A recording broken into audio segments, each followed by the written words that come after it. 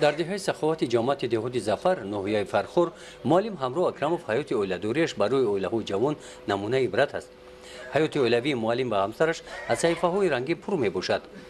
راه حل مشکلات خود را با مصلحت همدیگر پیدا نموده همین طور در زندگی آنها موفق گردیدند و امروز دوره پیریشون در احاطه فرزندان خوش می‌گذرد.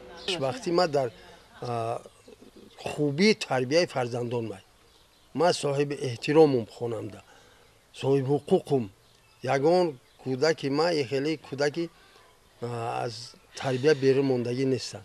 همراه اکرموف پدر 7 فرزند و بابای 45 نمیره است. فرزندان تربیت خوب گرفتند. در کارهای جمعیتی فعالانه اشتراک می‌نمایند. با همسایه‌ها مناسبت خوب دارند. فرزندان نبیره‌ها همه به قدر بابا و بیبیشون میرسند. ما در نمیه خوشبختیمون می‌بینیم که ما اسوده حالیم تینجیم. در عالم اسوده زندگی می‌کنیم. اویله اکتینیکو مادر کودک در جمهوری تاجیکستان تحت محافظت دولت قرار دارد. روز 15 می در تاجیکستان همچون روز اویله قید کرده می شود. به همین مناسبت در ناحیه فرخور مقامات اجرایی حکومت دولتی ناحیه بخشیده به روز اویله چاره‌بینی ادانه دایر نمود. در این چاره‌بینی نمونه هنرهای مردمی و ایجادی اویله ها به معرض تماشا گذاشته شدند. بسیار افتخار داریم که در ناحیه فرخور باستانی امروز جشن اویله را قید کرده ایستاده ایم. البته اگر هر روزه به نظر بگیریم چاره‌بینی هایی که در سطح ناحیه امروزها در عرفه عید اویله برگزار گردیده ایستاده است همه یک سر و سر بخشیده به جشن 25 سالگی استقلالیت دولتی جمهوری تاجیکستان ما منشأ میگیرند و روز اویله که امروز در ناحیه ما برپا گردیده ایستاده است زندگی نامه هر یک اویله های نمونوی که از جماعت های شهرک و فرخور دهات فرخور باستانی ما دعوت کردیم این زندگی نامه هر یکی آنها برای نسل نورس نسل جوان یک درسی تربیوی هم گویم اگر خطا نمی‌کنیم. در تالار قصر فرهنگ ناحیه باشد با اشتراک اویله های نمونوی و جوانان محفل فرهنگی دایر گشت. اویله های نمونوی به صحنه دعوت کرده شده آنها از روزگار گذرانده خود نقل ها کردند و سوالهای جوانان جواب گردانیدند. راههای رسیدن به پایداری اویله را شرح دادند. دوام 20 سال می شود که با همسرم زندگی یک جایه داریم و در دوام همین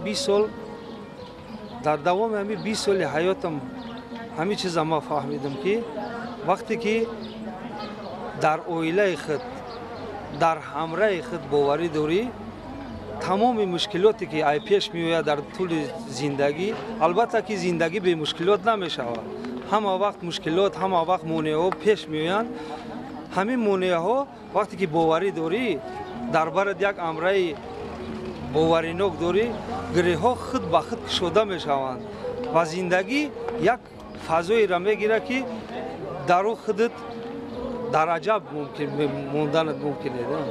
در این چاره‌بینی در وضعیت تنتدنی کارمندان ثبت اسناد خلق شهروندی ناحیه مراسم عقد نیکوی 3 جفت نوخانه‌داران را گذرانیده در حضور اشتراکچیان آنها را زن و شوهر اعتراف نموده با آنها شهادتنامه عقد نیکو را سپاریدند.